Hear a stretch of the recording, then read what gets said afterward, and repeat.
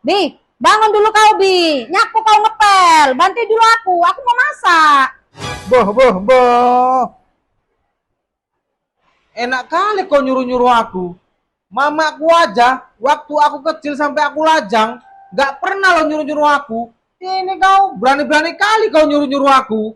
Justru itu, jangan kau jadi pemalas. Nanti kau jadi ngasih contoh sama anakmu kayak gitu. Di rumah itu kita harus saling kerjasama. Jangan cuma istri aja yang kerjain semua.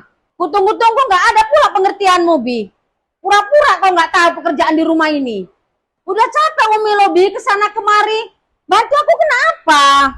Kalau udah selesai kan, Bi, bisa kita sama-sama ngobrol, duduk. Ego sekali kau Bi jadi suami. Pernikahan itu sehidup semati. Tapi Bi, kalau kau kayak gini-gini aja, nanti kau yang hidup, aku yang mati kalau gini ceritanya. Nah ini, sapi rumah. Bantuin istri.